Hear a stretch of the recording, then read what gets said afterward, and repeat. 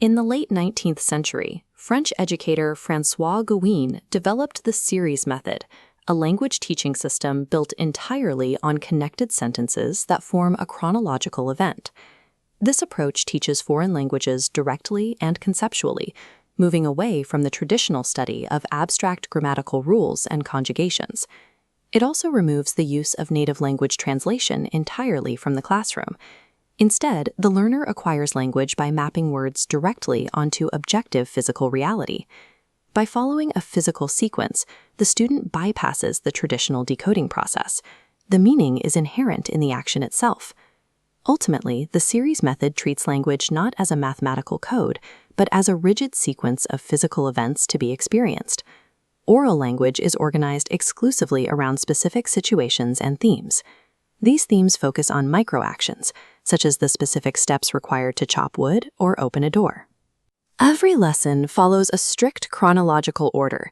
No sentence can exist out of its physical, real-world sequence. Because the timeline provides the context, lessons can maintain an unconventionally high density of grammatical properties. Students encounter complex word orders and varied vocabulary items presented simultaneously within a single sequence.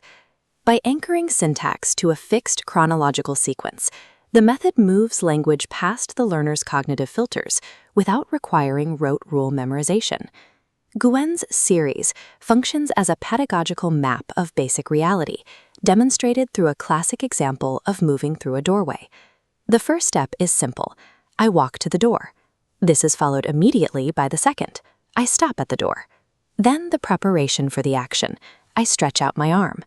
The sequence concludes with, I take hold of the handle.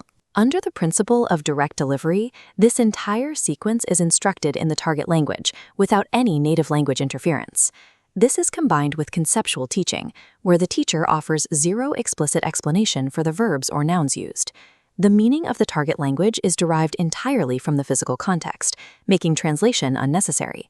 The efficiency of this method relies on a psychological mechanism known as cognitive anchoring. The language input maps directly to the learner's sequential episodic memory. Because it is tied to an event, the language is understood upon the first hearing.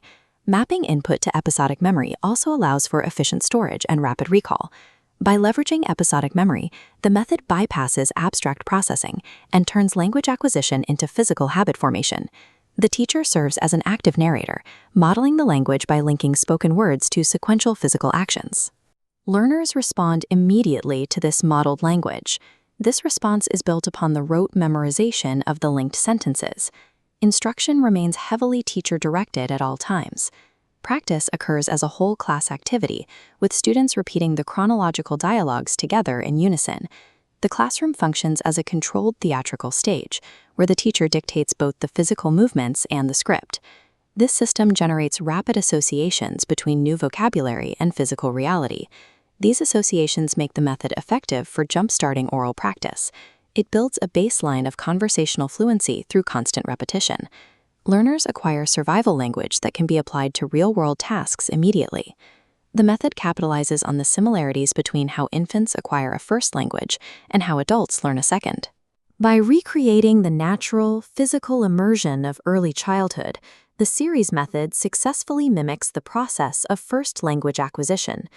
Despite these results, the series method lacks foundational second language acquisition research to support its specific claims. There are also practical limitations to a system that relies so heavily on rote memorization. The teacher-directed nature of the lessons suppresses spontaneous learner creativity. Learners often struggle to generate original sentences outside of the specific chronological sequences they have memorized. The method's scope is limited to physical actions and oral fluency. Abstract thought and writing proficiency receive little emphasis. While the series method successfully anchored language to time, its rigid sequences ultimately trapped learners in a scripted reality, unable to speak freely.